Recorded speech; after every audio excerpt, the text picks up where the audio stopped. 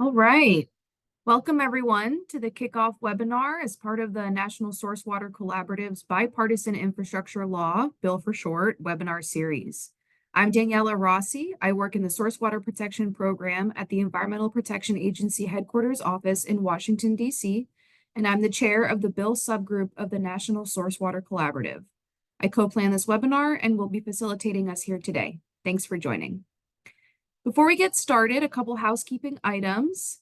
Today's webinar is being recorded, and the recording will be added to the Source Water Collaborative's new YouTube channel and made available on the Source Water Collaborative's website in the coming days, along with speaker slides. The chat box is available for comments and discussion. We encourage the use of the chat to connect with others and to share resources and information. And you will also notice that there's a Q&A box on your screen. So this is where you can add your questions throughout the presentation. We will have a couple minutes at the end of today's webinar for a Q&A. And for questions that you see in the chat that you would also like to see answered, please upvote those questions. To upvote a question, click the thumbs up button on the question you want answered. I'll pick from the most upvoted ones in the Q&A to be sure that we ask the most pressing questions that you all may have.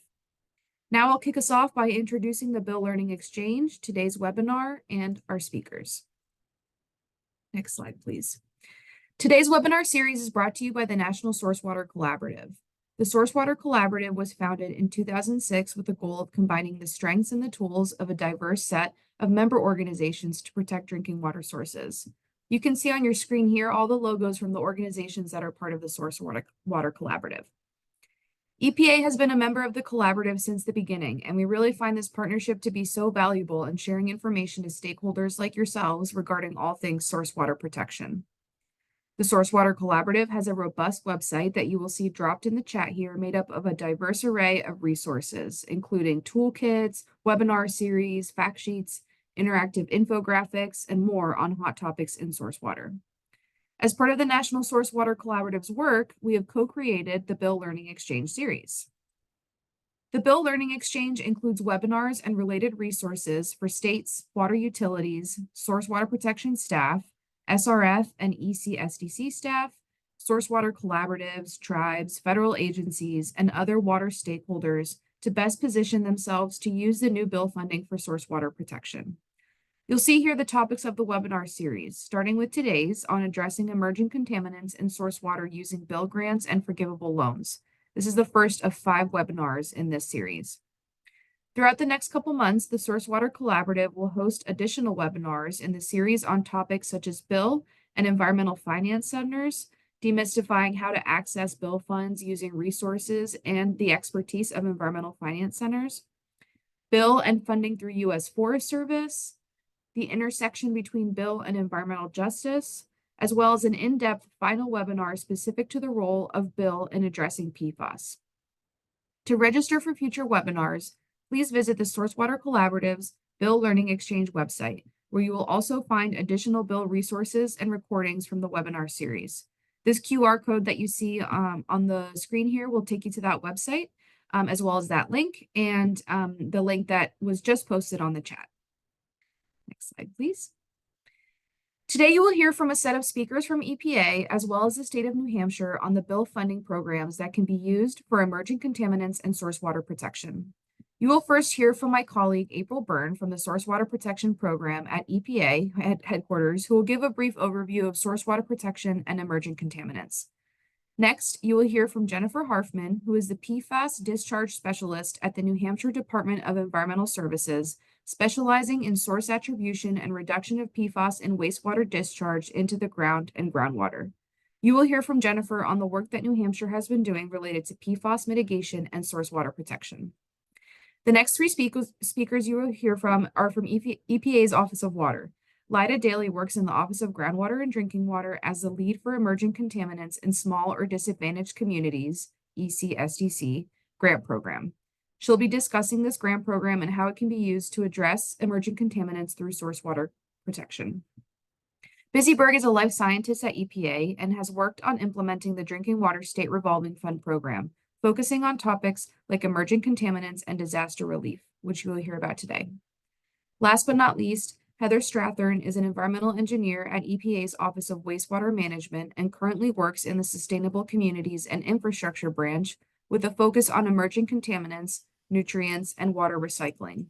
You will hear from Heather on the Clean Water SRF program and its opportunities for ECs and source water protection. Finally, April will wrap us up, followed by a short Q&A for our speakers. Just a reminder, please use the Q&A box to ask your questions for our speakers, and if you want a specific speaker to answer your question, let us know that as well. Before I hand this over to April, we'd like to get an understanding of what our audience looks like today. So you will see a poll pop up on your screen. Please take a moment to let us know what type of organization you are affiliated with.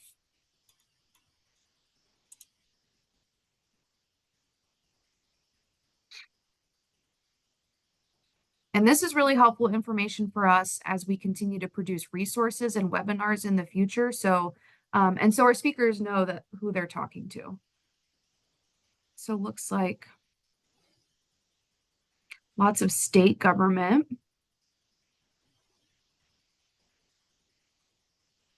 Okay. Yeah, looks like mostly state, some federal, some local government, a couple nonprofits. This is great. Thanks everyone for answering that poll question. This is really helpful. So with that, I will start to pass it over to April, who will now set the context for us here today and give us an introduction into what we'll be talking about. Thanks, April. Thanks, Daniela. Okay, so let's start the content for this webinar addressing emerging contaminants in source water using Bipartisan Infrastructure Law, or BIL, grants and forgivable loans. So at EPA, we think of source water protection as the first line of defense in a multi-barrier approach to providing drinking water. The other barriers include risk management through proper water treatment and risk monitoring and compliance. On the right is a graphic showing the 7 components or steps of a source water protection program. Source water protection is achieved through a variety of assessment, planning, and implementation projects. Because of the variety of ways in which source water protection can be implemented and the fact that source water protection is primarily voluntary at the federal level, we are accustomed to coordinating across EPA programs, federal agencies, and other national non-governmental organizations. We encourage regional and local communities to also partner with other water stakeholders to successfully benefit source water. Protecting sources of drinking water can reduce risks of water contamination, which can in turn reduce treatment costs and allow managers to avoid or at least defer complex changes to source water treatment. And this makes source water protection a financially compelling investment for a water system.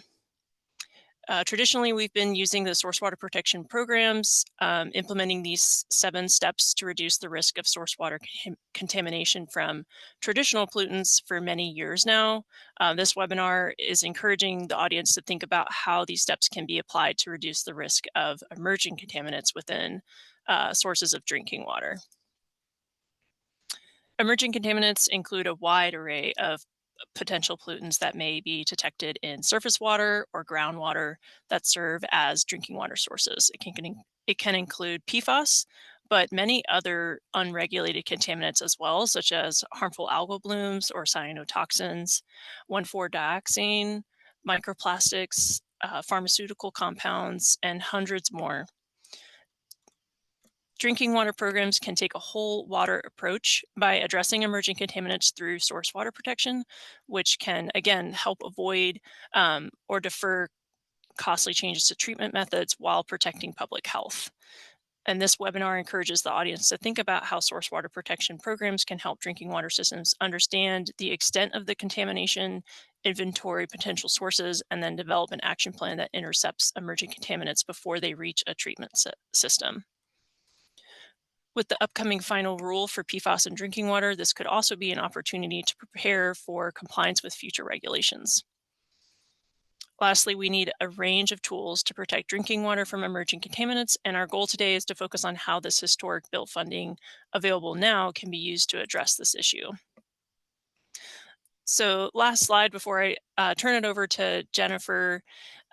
There's three important facts we'd really like you to remember from today. Today, we're going to talk about three new emerging contaminants funding from BIL that total to $10 billion over 5 years from fiscal year 2022 to 2026. This is a huge opportunity to access more funds than ever available before. And another really important fact is that all of these funds will be distributed as either grants or forgivable loans. Okay, I'll repeat that again. So all of these funds will be distributed as either grants or forgivable loans. In addition to that, there are over $11.7 billion available for Drinking Water State Revolving Fund and $11.7 billion for Clean Water State Revolving Fund that could be used to supplement these emerging contaminant projects, along with other projects that are eligible under the respective state revolving funds. So we hope that you're inspired to utilize these BIL funds in an innovative and preventative approach after hearing about these wide variety of eligible activities. Two things to keep in mind as we dive into each of the emerging contaminant funds is that the Drinking Water State Revolving Fund and Emerging Contaminants in Small or Disadvantaged Communities Grant Program defined emerging contaminants differently than the Clean Water State Revolving Fund. However, both definitions include PFAS and will continue to include PFAS regardless of future regulations. Second thing to keep in mind is that each funding source has different activities that could be used to reduce the risk of the contamination from source water, from emerging contaminants in source water. And so just remember, there's a lot of details here, but we're going to provide these slides and presentation materials afterwards, as well as a recording. Okay, so I'll pass it back to Daniela. Thanks, April, for that really helpful introduction. You will now hear from Jennifer Harfman from the New Hampshire Department of Environmental Services, where she will be discussing New Hampshire's work on PFAS monitoring in source water and New Hampshire's use of emerging contaminants, smaller disadvantaged communities grant. A reminder that if you have questions, please put them in the Q&A box or upvote questions that you'd like to see answered at the end of today's webinar. Jennifer, over to you. Great, thank you, Daniela. What I'd like to do is provide some brief context of PFAS in New Hampshire, then describe some of our response efforts to date. And finally, I'll touch on how we'll be using funding from the Emerging Contaminants in Small or Disadvantaged Communities grant to continue our efforts to address PFAS and other emerging contaminants in source waters. Like many states, New Hampshire has been challenged with PFAS contamination for nearly a decade. A third of our sources of water for public water systems detect PFOA or PFAS, and 1 in 5 exceed EPA's proposed maximum contaminant levels. As you can see from the map here, most of our PFAS concerns are in the southern portion of the state, where we have the greatest population density, but we do see detections all across the state. So this is a broad-reaching issue for us. Several funding sources have been established to assist both water systems and private well owners that are impacted by PFAS contamination. The PFAS Remediation Grant and Loan Fund and the PFAS Removal Rebate Program are programs developed specifically for PFAS contamination. The Drinking Water State Revolving Fund and the Drinking Water and Groundwater Trust Fund are not exclusive to PFAS, but they do regularly support PFAS-related projects. The trust fund was established in 2017 following a lawsuit with ExxonMobil over MTBE contamination. And in 2019, a House bill appropriated $6 million to the New Hampshire Department of Environmental Services for PFAS research and testing. So this was a 2-year appropriation, and we received a 1-year extension. So this funding was from 2019 to 2022. With this $6 million appropriation, NHDES launched several PFAS sampling initiatives, including private well testing that's actually still ongoing with other funding, soils and biosolids testing that help to inform our state's soil remediation standards that will be established in the near future. We also conducted a garden produce study looking at PFAS in vegetables relative to soils and compost. We did some fish and shellfish testing and looked at PFAS in loon eggs. And some of this appropriation was provided to our groundwater discharge program, to investigate PFAS in wastewater that is discharged to groundwater. And so that's what I'll be discussing in a bit more detail in the next few slides. In New Hampshire, groundwater is synonymous with source water. More than half of our population uses groundwater for their drinking water, sourced from wells such as the one depicted here.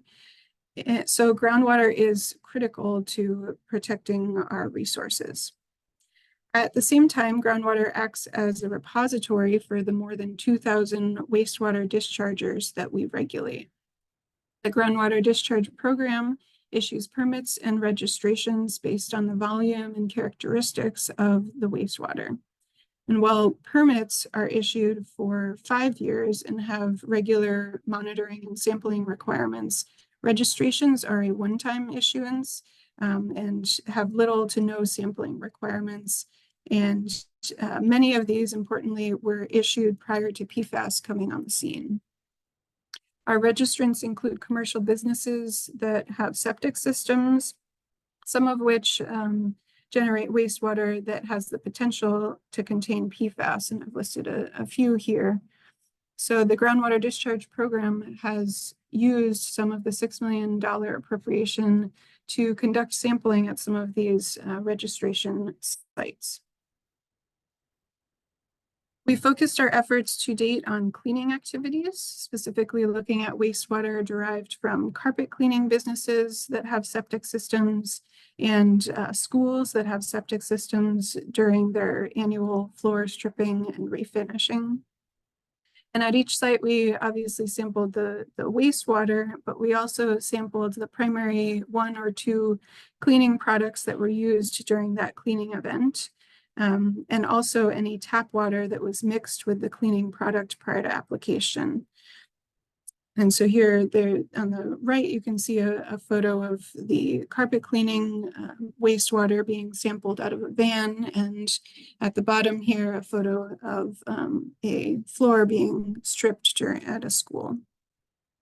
We analyzed each of these samples for 70 PFAS compounds, so more than the 25 or 29 or even 40 that are typically analyzed for in order to comprehensively understand the PFAS composition in each of these sample types.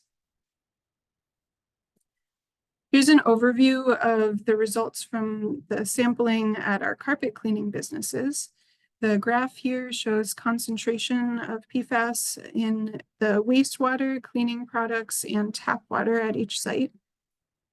And so we detected high levels of PFAS in the wastewater, up to 130,000 nanograms per liter. Some of the cleaning products had extremely high levels of PFAS as well, although some had very low levels. It depended on the specific cleaning product. New Hampshire has maximum contaminant levels and therefore ambient groundwater quality standards for 4 PFAS compounds that are all between 10 and 20 nanograms per liter. So the wastewater concentrations are orders of magnitude higher than our groundwater quality standards. For the sampling at schools during floor stripping and waxing, we saw even higher concentrations, up to 229,000 nanograms per liter in the wastewater and up to nearly 39,000 nanograms per liter in the strippers and finishes. So you can imagine as this wastewater is generated, custodians discharge it into the shop sink, it goes out to a leach field, and if that leach field is in close proximity to the school's well or a neighboring private well, there could be impacts to drinking water. What have we done with this information? First of all, for the sites where we did sample, we required those locations to modify their discharge operations to be in compliance. And we also conducted private well sampling at properties surrounding these locations, as demonstrated on the map here, to ensure that abutting properties were not impacted by those wastewater discharges. And more broadly, we have launched several outreach initiatives, including sending a letter to all schools in the state, over here on the right, to encourage them to sample their stripping wastewater for PFAS, specifically those that are that have septic systems. And we've also developed some other deliverables, including a technical report on the school floor stripping and refinishing data set that will be available on our website in the next few weeks. We're also giving presentations to trade groups, stakeholders, and other government partners to get the word out. At the end of this month, I'll be presenting at a conference hosted by the Groundwater Protection Council. And at that conference, there will be a kickoff for a new PFAS work group. So that will be another avenue for collaboration on these issues. But of course, there's always much more to be done. And while we no longer have that $6 million appropriation that has funded our work to date, we are fortunate to have 2 new EPA-funded grant programs, particularly the ECSDC grant program that will help us continue this work. The ECSDC funding was announced in February of last year, and so a year ago. And in March and April, DES drafted a work plan. And since then, we've been working with EPA to finalize that work plan, and we'll be beginning our projects in the next month or two. We anticipate receiving $18.9 million per year for 5 years under this grant program. And our 2022 and 2023 allotment is a 6-year work plan consisting of 4 tasks. The first task is the biggest one, focusing on funding infrastructure improvements. The second task is establishing a PFAS drinking water testing lab, which will help to meet our increasing demand for PFAS analysis in the state. The third task is to hire a literature review coordinator to support the environmental health program at NHDES, and that'll help us keep up to date with the most current emerging contaminant research. And the fourth task is designated for the groundwater discharge program to conduct source water protection sampling, essentially continuing and expanding the work I've just described. Per the requirements of the grant, this work will be focused in source water protection areas of small or disadvantaged public water systems, but in New Hampshire, that encompasses a large proportion of our state. We have several projects lined up as part of this task, including expanding our cleaning wastewater PFAS sampling to look at other entities that strip and refinish their floors, such as grocery stores or other box stores. We're also interested in looking at marinas that conduct boat washing and doing more comprehensive sampling of cleaning products. Another priority of ours is understanding a typical domestic or residential load of PFAS to the environment from home septic systems. So we have a project that's focused on that. A couple other projects will be focused on our larger groundwater discharge permitted sites. And then we have a couple that will be more research oriented, looking at PFAS analytical method comparisons and precursor treatment, transport, and fate in the environment. And I want to point out that while a lot of these projects are focused on PFAS, this grant supports work on any emerging contaminant that is on the contaminants, one of the contaminants candidates lists, which includes pharmaceuticals and personal care products, 1,4-dioxane, volatiles and semi-volatiles, and perchlorate and metals. And so we intend to incorporate these other emerging contaminants into our projects where appropriate as well. So these projects and this grant in general will be extremely helpful in continuing our efforts to protect our source waters from PFAS and other emerging contaminants, and we are looking forward to getting started. So with that, I'd like to thank you for listening. Hopefully I've given you some ideas for how your state might be able to use this funding. And I believe our next speaker will give some more details on the grant program and how to access it if you so choose. I'd be happy to answer questions at the end of the webinar, but if we don't get to your question, please feel free to reach out. And with that, back to you, Daniela. Thank you, Jennifer, for that overview of the great work that New Hampshire is doing. So I see that we've gotten some more participants. So if you missed the beginning of the webinar, I'll just remind you that this webinar is being recorded and will be posted on the website link that you see in the chat currently, which is the Source Water Collaborative website, along with participant slides and other resources. And to add any questions for the speakers in the Q&A box, please add those, and you can upvote questions that you really want to see answered as well. And now we will hear from Lyda Daly on EPA's Emerging Contaminants in Small or Disadvantaged Communities grant program. Thanks, Lyda. Thank you, Danielle, and thank you so much, Jennifer. It's so exciting to see how New Hampshire is using the BIL ECSDC funds, and I think you've done my presentation for me there. But it's great to see the specifics, and hopefully my portion of the presentation, it's more of a broad overview of the grant program, but will help as well give everyone here an idea of how you can use the funding for source water protection, which is why we're here. So it's a perfect segue into my portion of the presentation. And as Danielle said, I am Lyda Daly, and I'm the grant program lead for the state BIL ECSDC program.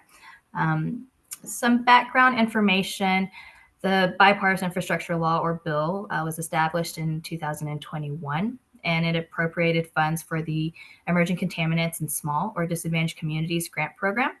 And this grant program provides grants to states and territories to fund projects and activities that assist the public water systems in small or disadvantaged communities to address ECs, which includes PFAS in drinking water.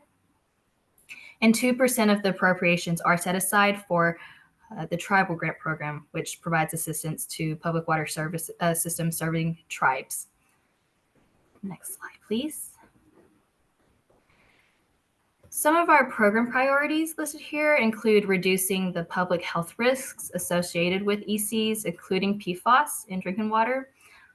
We also hope to target resources to communities most in need of assistance, to advance equity as well. And a complete list of our priorities, strategic priorities, can be found on page 6 of our implementation manual, which is hyperlinked on this slide here, as well as a link to our webpage, which includes the implementation manual at the end of this presentation. So thank you. Next slide.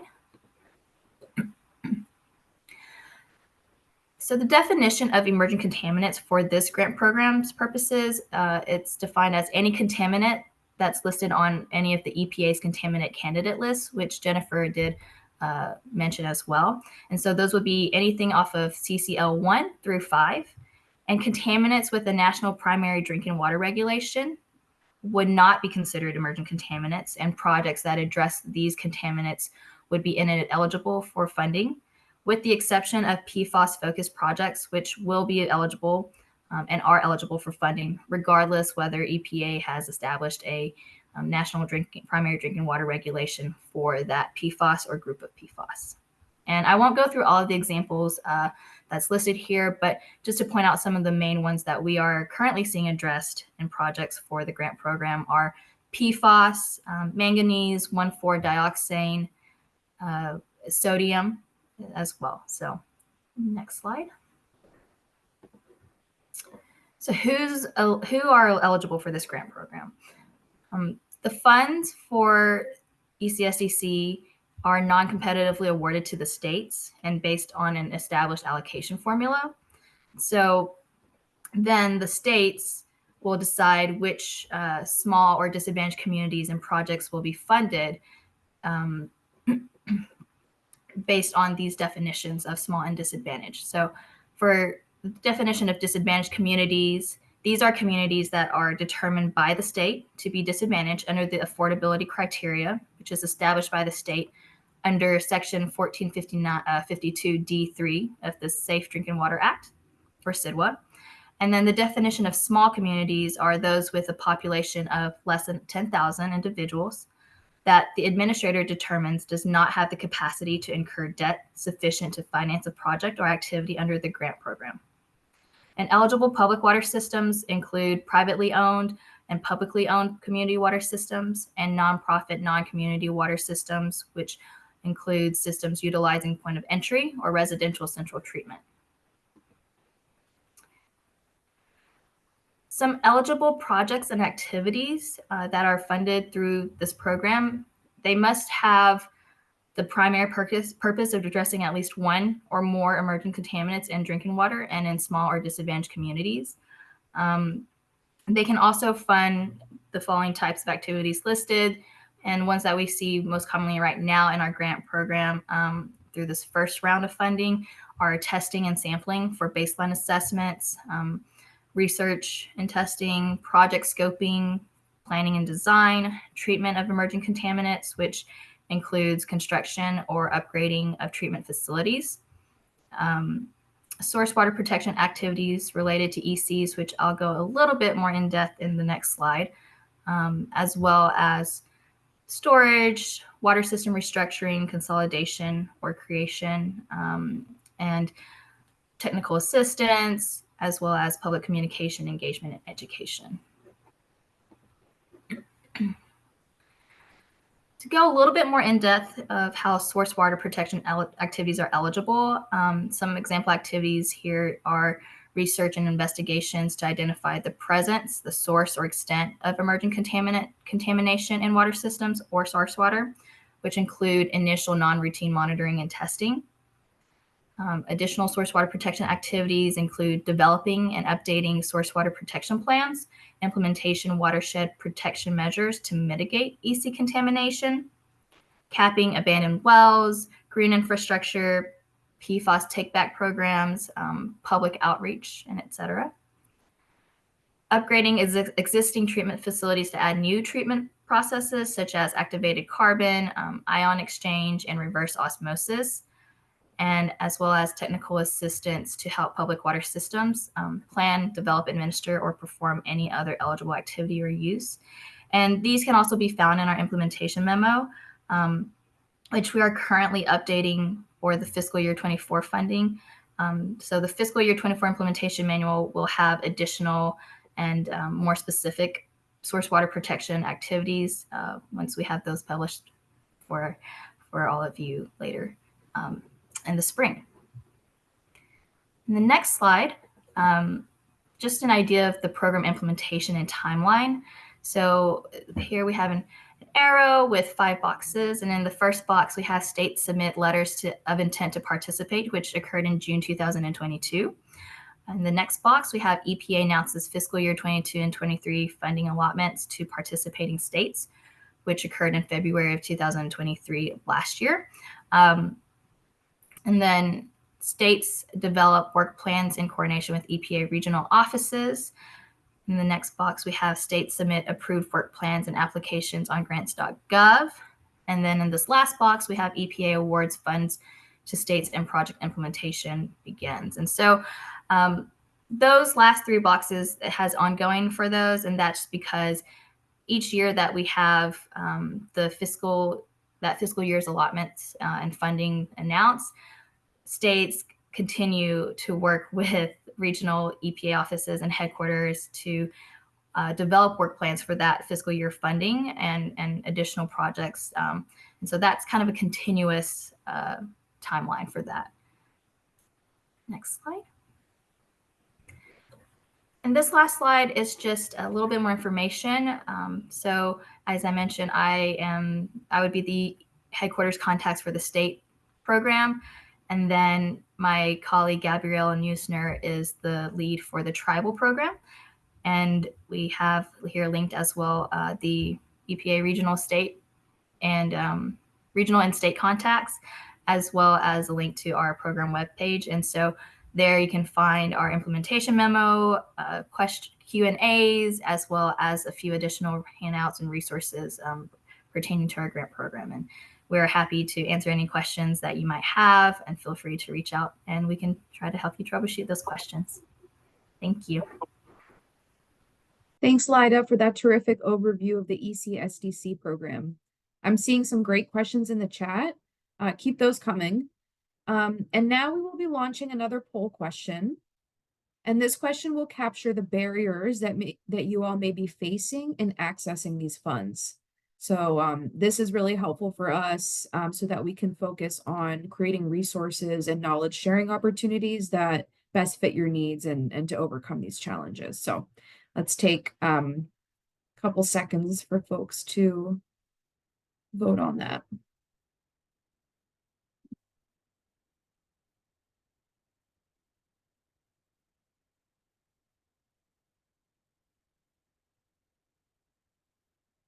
And feel free to select all the barriers that might apply to you.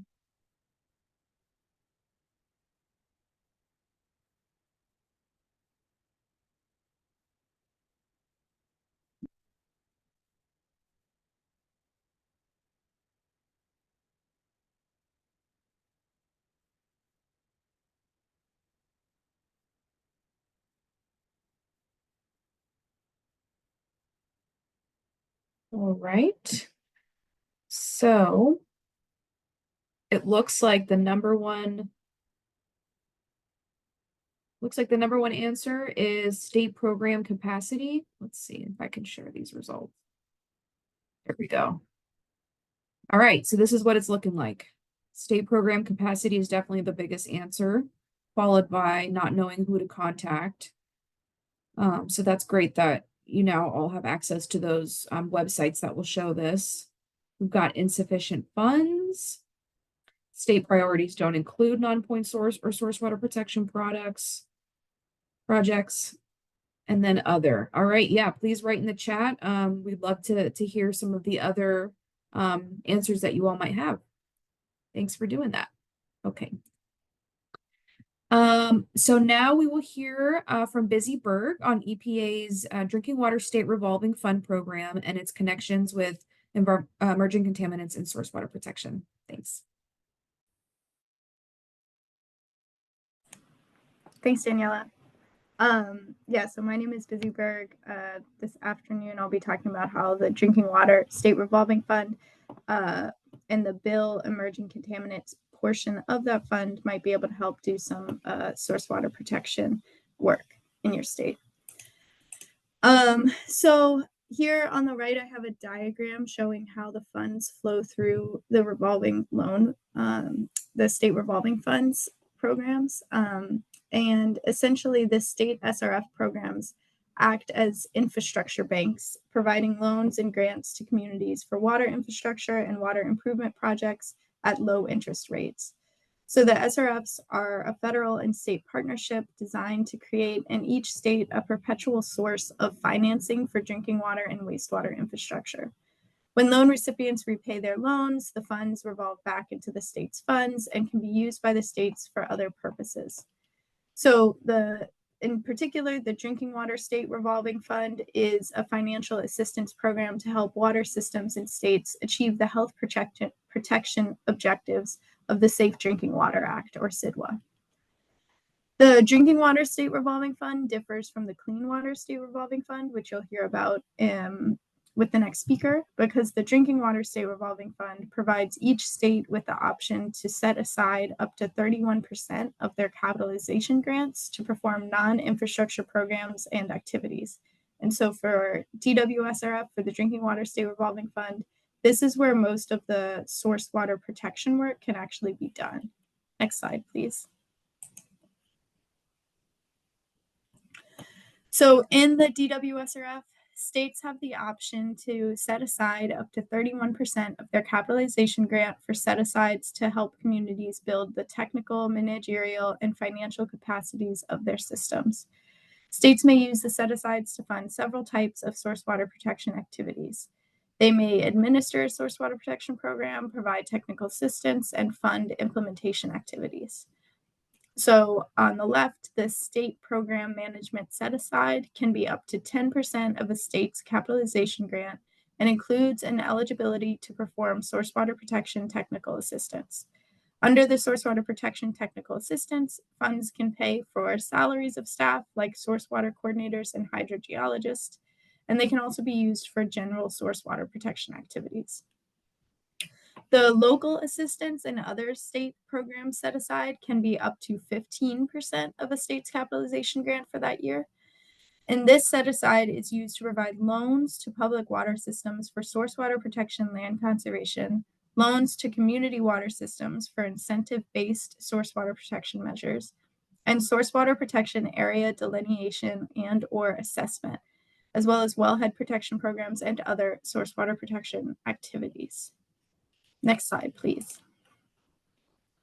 So in particular, BIL is what we're talking about today, and the EC funds from BIL. And so BIL is also known as the Infrastructure Investments and Jobs Act, and it was signed by President Biden in November of 2021.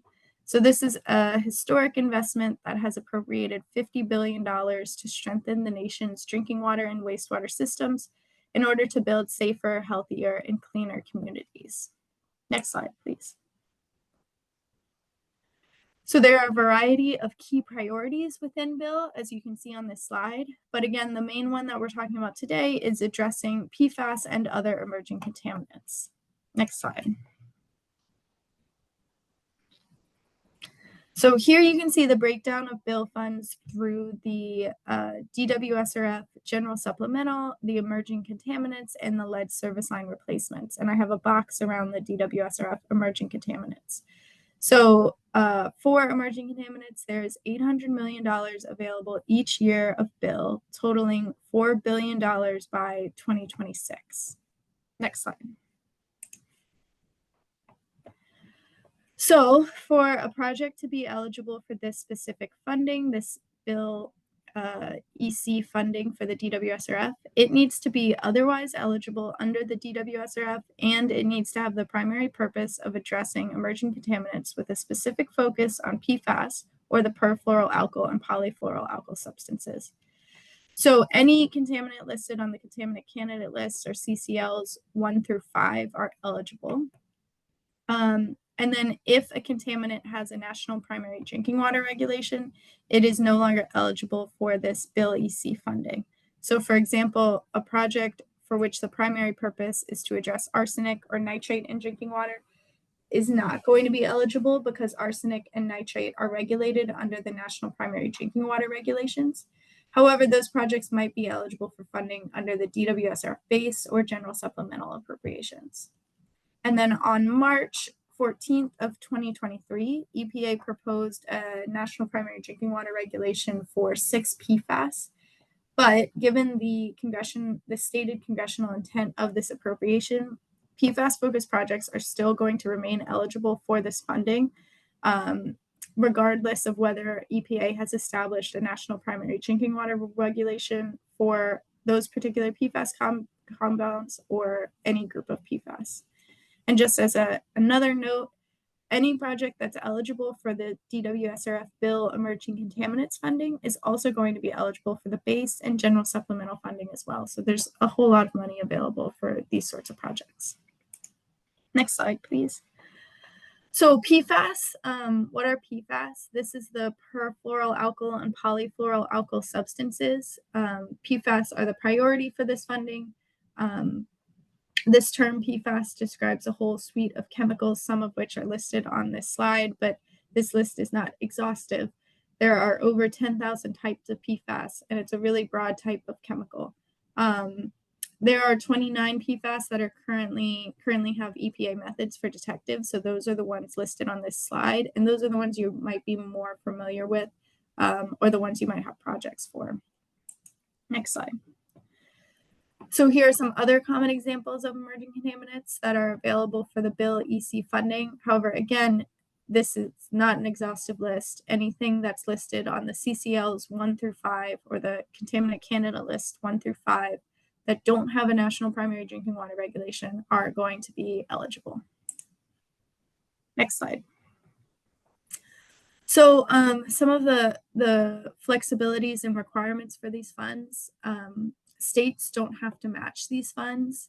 Like I mentioned earlier, also states can take set-asides from this appropriation if they choose. So these set-asides must be used to either administer the specific capitalization grant or meet the purposes of these funds.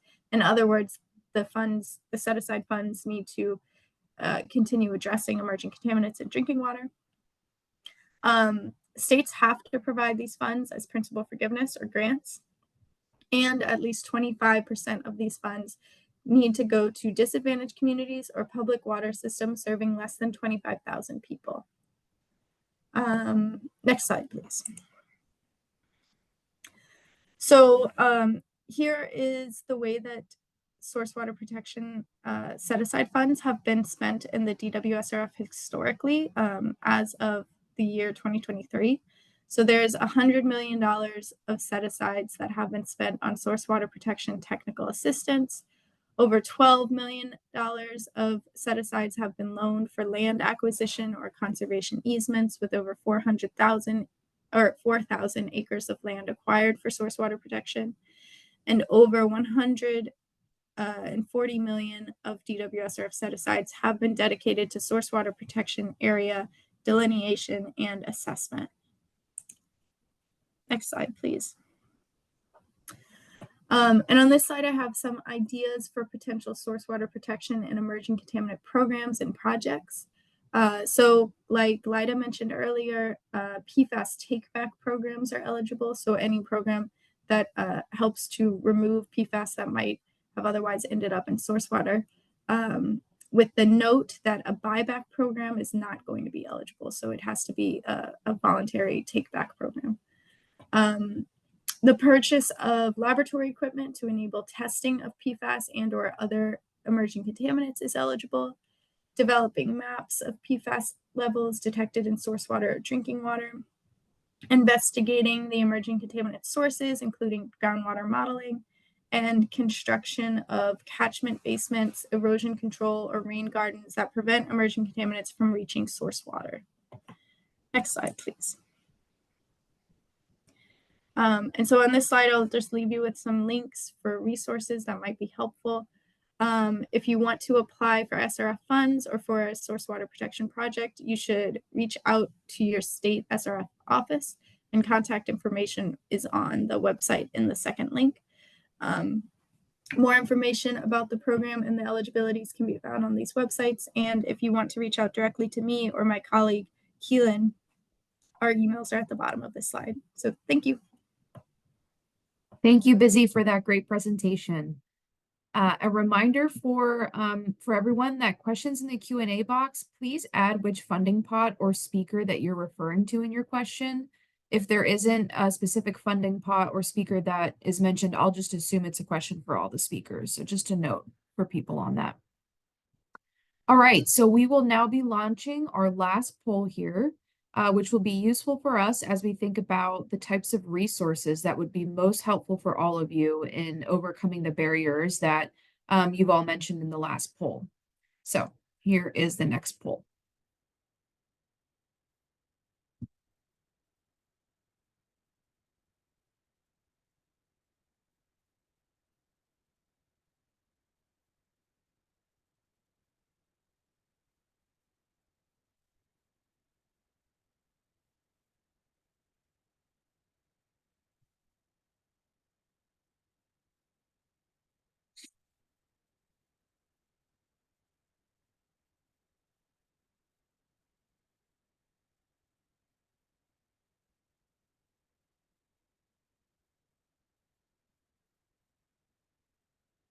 Okay, just a couple more seconds. Okay, and I saw that note in the chat as well. Okay, sharing results. So looks like number one, formal guidance document. Interesting. And then followed by fact sheets. And then a tie between case studies and webinars. Great. And yes, any other ideas on resources, please feel free to write them in the chat. We'll definitely take that back with us. Great. Thanks, everybody. All right. So we will now, oh, stop sharing. There we go. All right. We will now hear from our last speaker, Heather Strathern from EPA's Office of Wastewater Management on the Clean Water State Revolving Fund. Over to you, Heather. Great, thanks, Daniela. As she just mentioned, my name is Heather Strathern, and I'm an environmental engineer in EPA's Office of Wastewater Management. And I'm one of the technical staff that's supporting some of our infrastructure programs in the area of emerging contaminants. And so today I'm going to be talking about the Clean Water State Revolving Fund program, as well as the new Emerging Contaminants program, which are great opportunities to finance some source water protection projects. Next slide, please. So for the next 10 to 15 minutes or so, I'm going to start off with an overview of the Clean Water State Revolving Fund program, then talk about the new Emerging Contaminants program, and then provide you all with some project ideas and concrete examples of projects we've seen utilizing these funding sources, and finish off with some resources, some web links, and contact information in case you all want to learn more. Next slide, please.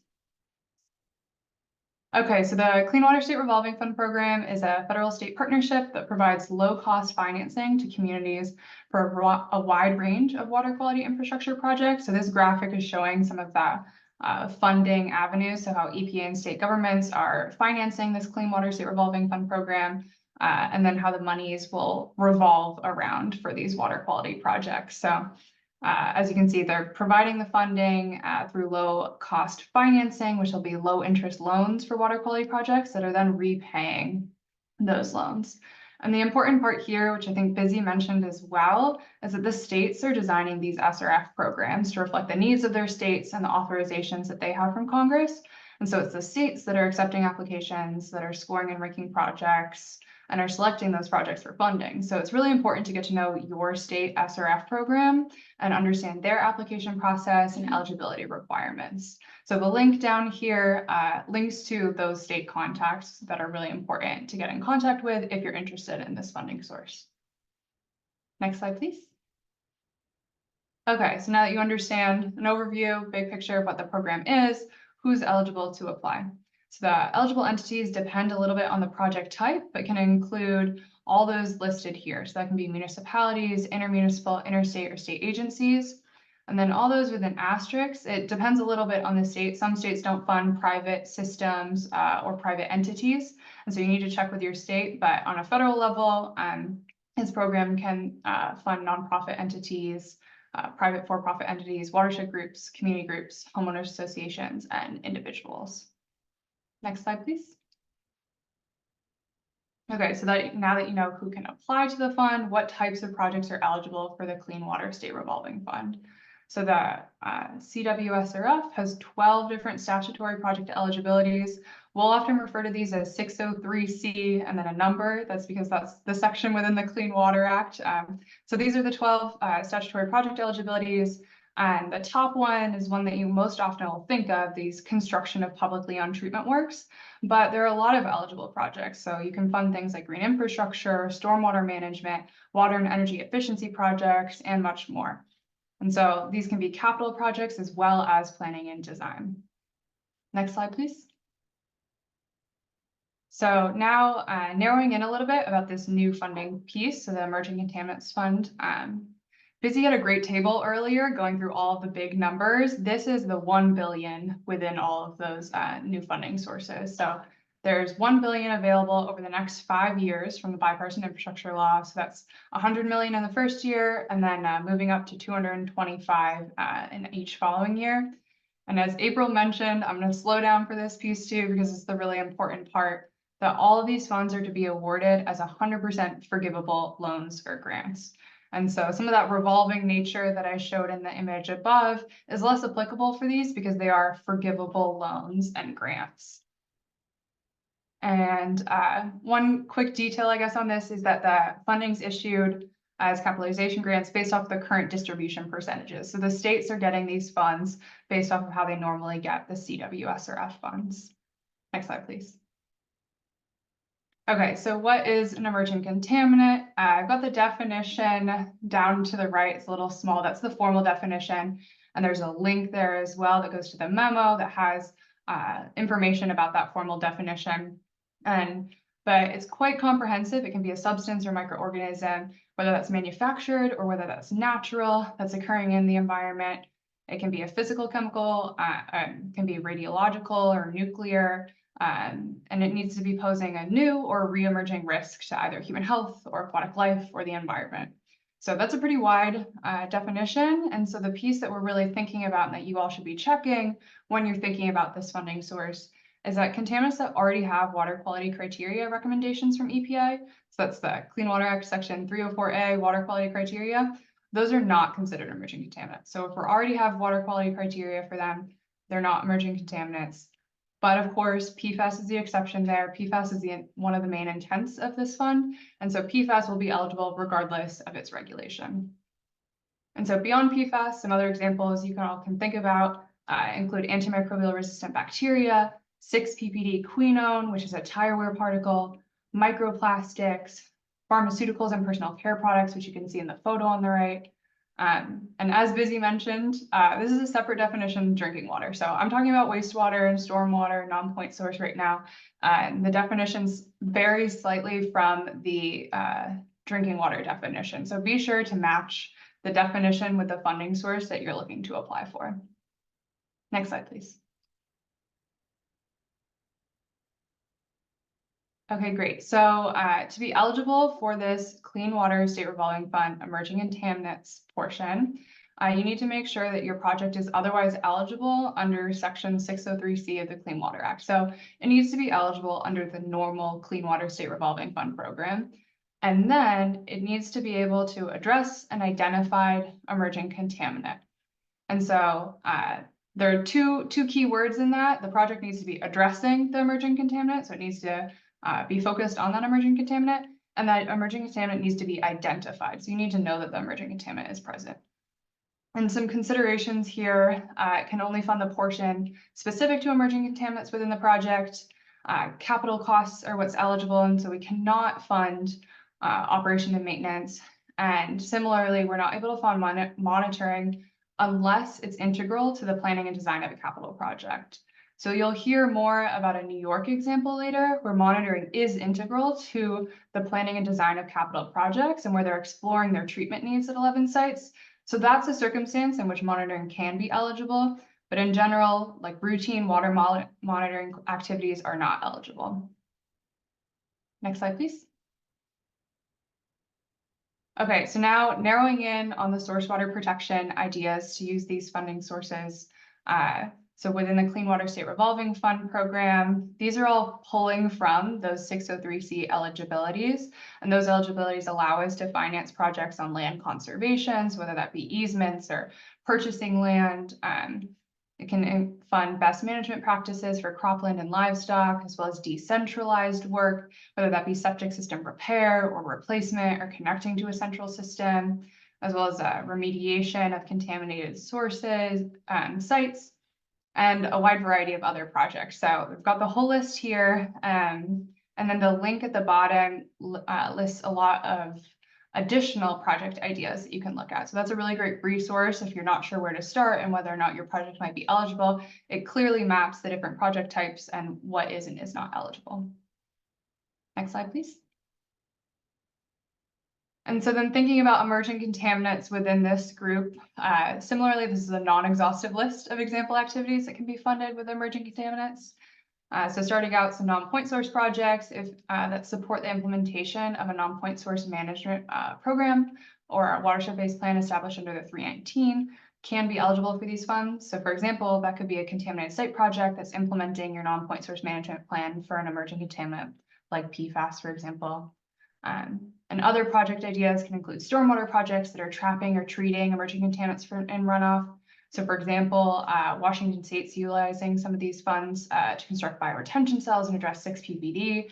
So you can see in the photo on the right, someone taking a sample. And then additionally, projects can include surface water protection and restoration projects that remove emerging contaminants from surface water. So this could be something like the equipment for the physical or chemical removal of harmful algal blooms, or projects that skim the surface water to remove microplastics. So keeping in mind with these emerging contaminants pieces, the main things you need to be looking out for is it eligible under the CWSRF program, and is it addressing an identified emerging contaminant? Next slide, please. And so in this first federal fiscal year 22 of these emerging contaminants funds, we funded a lot of source water protection projects. So across the country, 15% of projects related to source water protection. So it's 8 out of the 52 projects. And the emerging contaminants they addressed were PFAS, so per and polyfluoroalkyl substances, and 1,4-dioxane. And then there were additional projects that have source water protection benefits or aspects to them. So we saw 15 project planning efforts. We saw 3 septic to sewer projects, as well as 5 stormwater projects that are looking at investigating technologies that can be applicable for source water protection. Next slide, please. And so those are sort of high level what happened in the first year. And I'm just going to share some detailed case studies about how folks use the funds. So in this slide, you can see subject to sewer conversion. This was a project that was done or will be done in Nevada. And you can see the service area and image there. And if you want more information, the QR code links to the more detailed case study. And in this location, they identified pharmaceuticals and personal care products in their routine groundwater monitoring and linked those to some of the failing decentralized systems that they had in really high density in the area. And so the project will look to address those emerging contaminants that we're getting into the groundwater by connecting the houses that were currently on those failing decentralized systems to the Flamingo Water Resource Center, which has advanced treatment to help address some of these PPCPs. And a portion of that water will be treated with membrane filtration and ozone disinfection as well. And then at the bottom here, you can see the quick eligibility checks to understand why this project would be eligible for those funds. They identified the PPCPs in their groundwater monitoring. It's working on a capital project to connect these houses, and it's meeting 603C2 for the collection and treatment of effluent from properties with failing decentralized systems. Next slide, please. And so this case study was the one I hinted at earlier in my presentation. This is an effort that will be happening in New York utilizing the emerging contaminants funding. Similarly, the QR code links to a more detailed case study. They're looking to target 11 sites where they've identified PFAS and or 1,4-dioxane in the source water. So that can be landfills, airports, or fire training centers. And they're doing additional monitoring to help inform the project development and remove emerging contaminants from the source water. So going through the eligibility checks, they've already identified PFAS and 1,4-dioxane. The capital project's been identified, so they're planning for the future treatment that might be needed based off of these findings. And then it's eligible under the 603C2 and 5, in that it's implementing their non-point source management plan and is using measures to treat stormwater. Next slide, please. And so I'll finish up just by sharing some resources. So the top resource here has a lot of information on the base Clean Water State Revolving Fund program and a lot of different project types. The middle resource is specific to emerging contaminants. So it's a new funding program. People have a lot of questions. This document helps answer some of those questions and help you better understand this new funding source. And then the last link here is a third resource on project examples. So I only touched on 2 today, but we have many more, including other source water protection examples from various states. Like a quick call out, I'll say we have a great case study on Oklahoma where they're using some of the emerging contaminants funds for constructive wetland design and location to look and see how those might be able to address emerging contaminants in their stormwater and non-point source pollution. And next slide. With that, I will finish up. So beyond those resources, if you have additional questions, please do reach out. My contact information is on the slide here. And as I mentioned in the beginning, I'm one of the technical staff supporting emerging contaminants program, so I can help direct any questions you might have to the right folks within the Clean Water State Revolving Fund program or within our emerging contaminants work. And I'll pass it back to Daniela. Thank you. Thanks, Heather.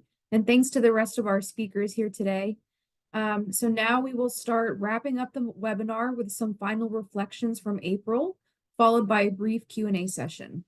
Make sure to upvote any final questions that you all would like to see answered here today. Thanks. And April, over to you. Okay, great. So we've heard from a lot of great speakers, and I also recognize that we've given a lot of information. You might be feeling a little bit overwhelmed, and so I want to just provide some reminders of key takeaways, and we'll finish up with a slide of just where do you start, so that you end on a little bit of instructions.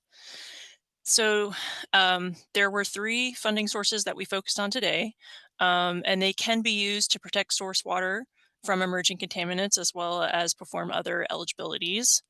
There's $1 billion available through the Clean Water State Revolving Fund Emerging Contaminant Fund, and then $4 billion through the Drinking Water State Revolving Fund Emerging Contaminant portion, and then $5 billion in emerging contaminant for small or disadvantaged communities grant program.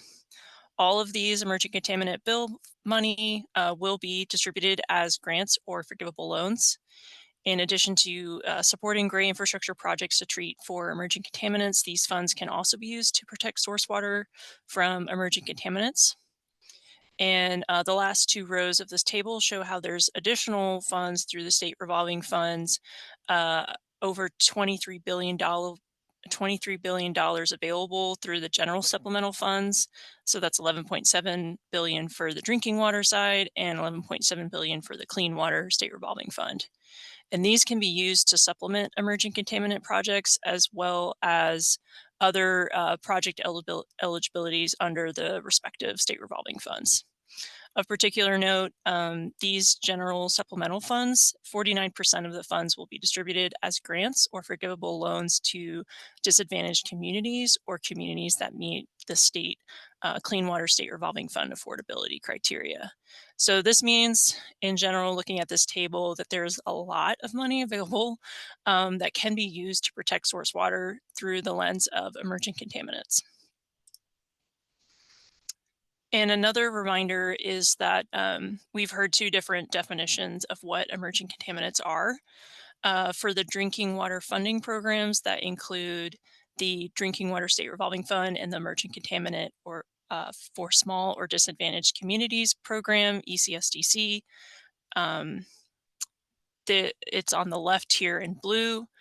That definition is different from the Clean Water State Revolving Fund on the right in orange.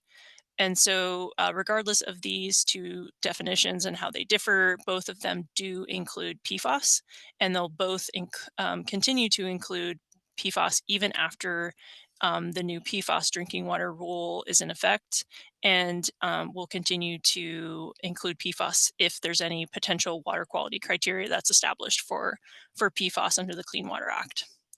So for the purposes of the drinking water programs on the left in blue, emerging contaminants are any of the 200 plus contaminants that are listed on EPA's 5 contaminant candidate lists that are specifically not regulated by a national primary drinking water regulation. And then the Clean Water State Revolving Fund defines emerging contaminants as substances or microorganisms that may pose newly identified or reemerging risks to human health, aquatic life, or the environment. It includes compounds from personal care products, pharmaceuticals, industrial chemicals, pesticides, microplastics, and more. Very broad definition. And so you might wonder, in some cases, there might be contaminants that are listed on the contaminant candidate lists from the drinking water side. They might also be eligible under the Clean Water State Revolving Fund definition. And this could be true as long as the contaminant does not have ambient water quality criteria established by EPA under the Clean Water Act Section 304A. And again, the exception to that is that PFAS is going to continue to be considered an emerging contaminant under these two funds. So I just wanted to bring that to your attention that, there might be a little bit of overlap between the two emerging contaminants. This means that there could be some contaminants that are eligible under both the definitions, but to be clear, just reach out to your state revolving fund and emerging contaminant or small or disadvantaged communities grant program contacts. So there are a variety of examples of source water protection activities that we heard about today. And so I wanted to kind of summarize this again so you can see all of it together. So this is not a comprehensive list, but is just meant to provide ideas as to how source water protection programs can prevent or stop the further contamination of sources of drinking water from emerging contaminants.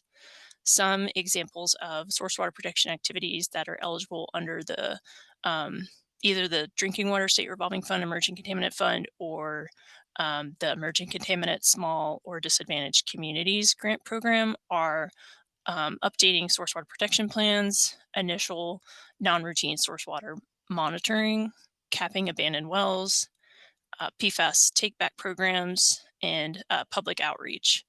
Of course, all of these activities on the drinking water program side must address emerging contaminants to be eligible. And of special note, the Drinking Water State Revolving Fund emerging contaminants, the set-asides of that must be used to perform source water protection.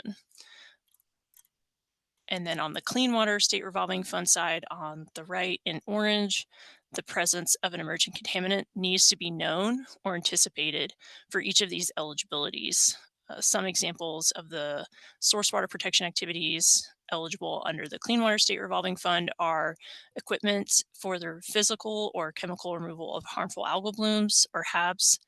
An example of that could be strategically placed aeration blowers to remove and control algal blooms, or flocculant-based methods to facilitate algae removal. Capping, in situ treatment or removal of contaminated material at contaminated sites. And those contaminated sites could include brownfields, landfills, Superfund sites, or above ground or underground storage tanks. Some other two activities that could be used to protect source water is green infrastructure, and also the removal or replacement of septic systems where, again, the emerging contaminant is known or anticipated to be present. So looking at this long list of ideas, we do want to inspire more innovative and preventative activities that can reduce the presence of emerging contaminants before the treatment process occurs. And we still want to make sure that these activities are eligible under the BIL funds. So as you're thinking about ways to use these emerging contaminant funds to avoid costly or complex changes to treatment or distribution systems, also think about ways to intercept the emerging contaminants before they reach the drinking water treatment system. We want folks to understand how unregulated contaminants occur within the environment and what their potential sources are to effectively use the drinking water and clean water BIL funds. If you have an idea for a project that you would address, that you would use to address emerging contaminants, reach out to your state revolving fund or your emerging contaminant for small or disadvantaged communities grant program state contact to start a conversation. So reach out to the funding program contacts to start that conversation, and this contact information will be listed on the next slide here. So you can ask your state revolving fund or ECSDC program contacts to provide priorities for the state programs, eligibilities on activities, and the emerging contaminants. You can ask for possible examples of previously funded projects. And there's also the Water Technical Assistance Program. So this is, it's a new and existing water technical assistance program that can be utilized to support effective implementation of the Bipartisan Infrastructure Law funding, including identifying water challenges, developing plans, and even developing application materials to access the water improvement funding. You can learn more about who can receive the WaterTA or technical assistance services and the challenges that WaterTA can help your community address on the WaterTA website that's listed here on the slide. And you can also submit a simple web form request to get started. The Source Water Collaborative will be hosting a webinar on environmental finance centers, as Daniela was speaking about at the first part of this webinar. And the environmental finance centers are a part of the WaterTA effort at EPA. So that will be spoken about at the next webinar in this series on March 5th.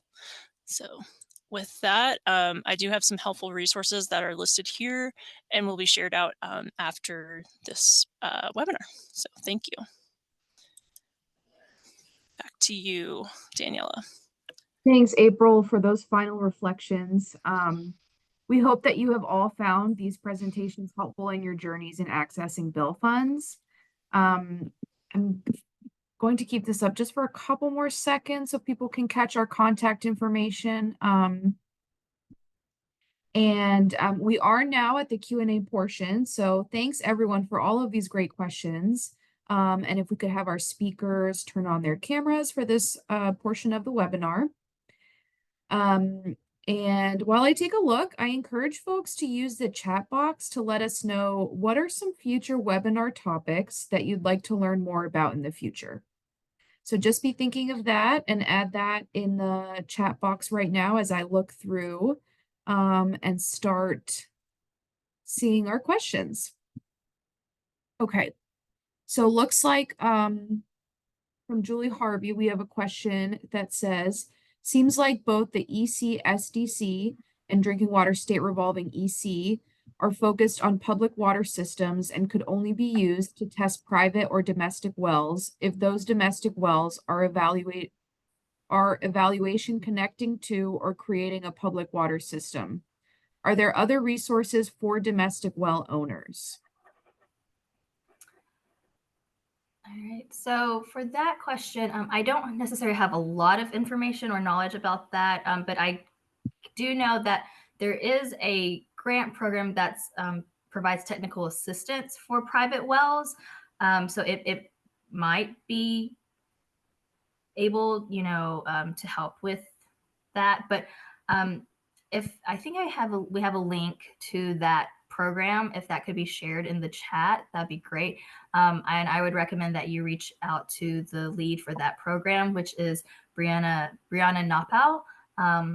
And so, yeah, I'm sorry I'm not as helpful as you probably would like, but I do know that that program is eligible for assistance for private wells. So. Thanks, Lida. Okay, great. And it looks like, yep, looks like the link is now in the chat for you, Julie. Thanks for that question. All right, next question. So can the grants be used for PFAS monitoring? Can state public drinking water programs apply for a grant to conduct PFAS compliance monitoring? And I guess this would be a question for most of for the grant programs. Yeah, and I can answer for the Drinking Water State Revolving Fund at first. So the way that the Drinking Water State Revolving Fund is written about in the Safe Drinking Water Act, we are not allowed to give any money for compliance. So compliance testing and compliance monitoring is not eligible under the Drinking Water State Revolving Fund. The same is true for, Ida, correct me if I'm wrong, the same is true for the ECSDC grant. Yeah, she's nodding. So, however, you can use the DWSRF funds for non-routine, non-compliance testing. So if you just wanted to get an idea of PFAS and potential source water, you can use it for like a one-off test. That's okay. It definitely can't be used for compliance.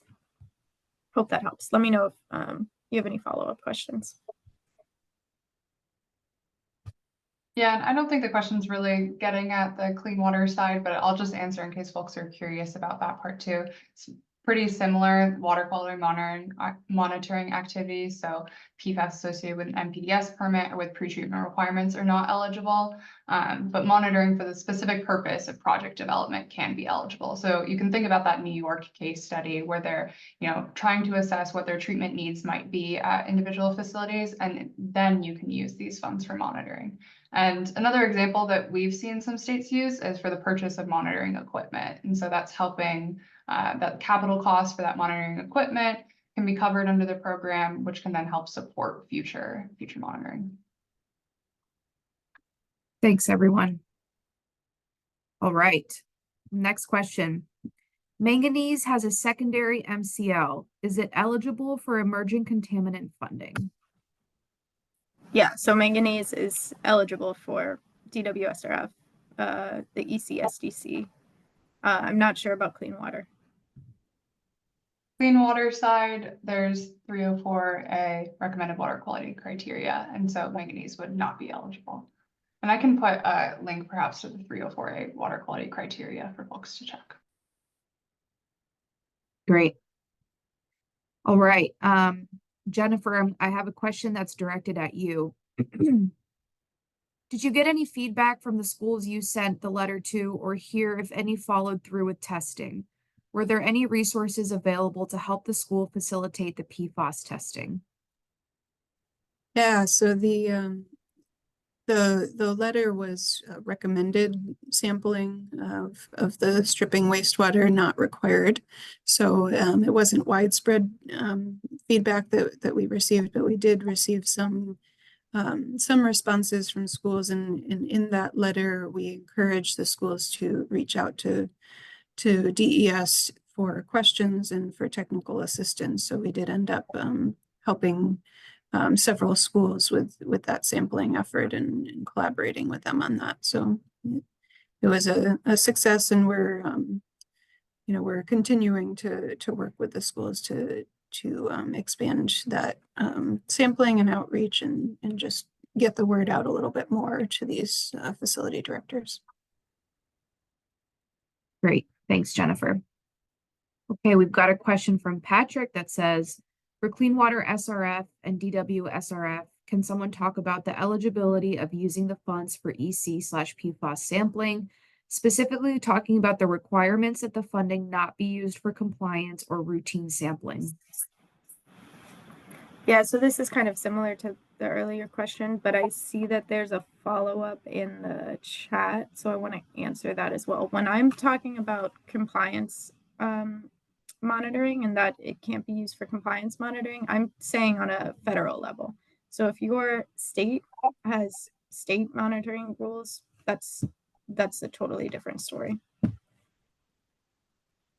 So sorry, to answer the question that was just asked again, as long as it's non-routine, non-compliance monitoring, that's okay for DWSRF and for ECSDC. And again, like Heather was saying, if it's monitoring that's going to lead to a project, then that's also okay.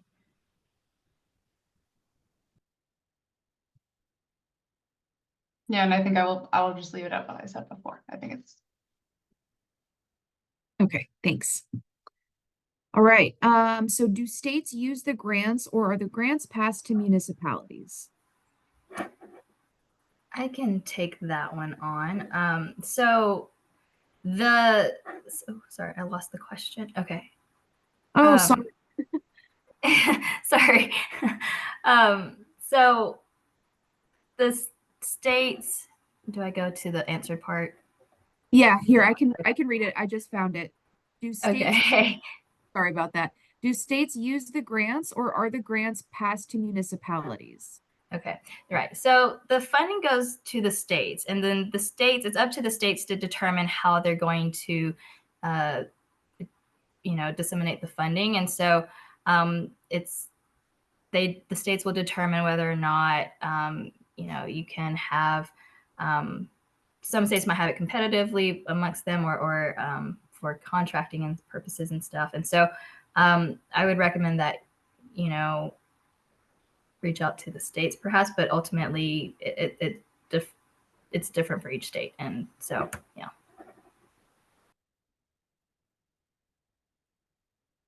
Okay, thanks. All right, next question. I like this question. So can funding be used to update source water assessments and delineation and assessment reports?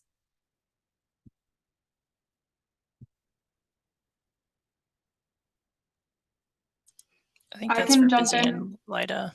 Yeah. Yeah, I can jump in for the Clean Water State Revolving Fund program. Within the non-point source management program, you can use this to develop and update source water protection plans. For emerging contaminants, it wouldn't quite be the same unless you're really focusing on emerging contaminants within that. Then I think that could be eligible. But for the Clean Water State Revolving Fund program, yes, you can work on the development and update of a source water protection plan. Yeah, and I'll jump in as well, similar to what Heather said. They can be, if they're part of the source water protection plans, but they need to address ECs for the ECSDC grant program, and it would need to also be addressing and benefiting small and disadvantaged communities. And so similarly for DWSRF, except for it doesn't have to be benefiting small and disadvantaged communities. Okay, great. Okay, so a question from Dwayne says, can these funds be used for cyanotoxin monitoring and treatment? Yeah, so Um, cyanotoxins. Oh, Lyda, do you want to go? No, go ahead, Busy. Go ahead. Okay. Cyanotoxins are listed on, there are some cyanotoxins listed on the CCLs. And so cyanotoxins are one of the eligible things that you can target here. Exactly, same as Busy was saying. Just, you know, as long as, again, it's non-routine monitoring. So Okay, great. So I did see a couple questions on these take back programs. And so I'm gonna ask, this is for April, directed at April. Someone asked what that was. So if you could just really briefly explain that. And then following up, would return of carbon filters for PFAS or other contaminants be permissible under a take back program? Whew. Okay, so the take back program is kind of like, for example, if there was a municipality that was taking back like fire repellents that had PFAS within it, and was taking it back from kind of like potential users. So not exchanging any money, but basically just using that program to like properly store or dispose of the PFAS, but preventing it from being used used in the future in the environment. So maybe like taking back uh, fire repellent that contains PFAS from like airports or something like that. And then for carbon, I think that is a very specific question that I don't know the answer to. And so I might ask Busy, but I think that Busy will also say that's really specific. Yeah, I don't know. I don't know. If you want to email us with more information, and then we can do, I think we have to do a little bit of research on that one. I'm not sure. Great idea. I like the spirit of these questions though. Yeah, this is exactly what we want. Some open-minded questions are great. So I think we only have time for one more. And I want to ask, are the operating costs for a laboratory eligible for grant funding? So O&M costs. I can jump in for Clean Water State Revolving Fund. We cannot fund operations and maintenance, so it would just be those initial capital costs to get that laboratory equipment. If you were doing monitoring that was integral to the project planning and assessment, then that could be eligible. And so those laboratory costs within that sort of project development piece could be, but ongoing operations and maintenance are not eligible under the Clean Water State Revolving Fund. Yeah, and for drinking water, it kind of depends who's running the lab, but operations and maintenance is typically not eligible. So it depends if it's a state-run lab or a utility-run lab. So again, if you wanted to ask us, if you wanted to email me later on with a specific question, I'm happy to answer it. Yeah. Great. Thanks, everyone. So it looks like we're at the hour. So again, on behalf of the Sourcewater Collaborative, thank you all so much for your time and attendance for today's kickoff webinar as part of the BIL Learning Exchange webinar series. And a big thank you to our speakers here today. Our next webinar will be on March 5th and will be on the role of environmental finance centers with BIL funding and how to access this technical assistance. I think this webinar will be really helpful in learning the best ways of building your capacity with BIL funds and where and how to approach technical assistance opportunities to meet your goals. So see you all there. And please visit us at the Sourcewater Collaborative BIL Learning Exchange website to see this webinar recording in just a couple of days, along with registration for future webinars and more resources. Thank you all again and have a great rest of your day. Thanks. Thanks, everyone.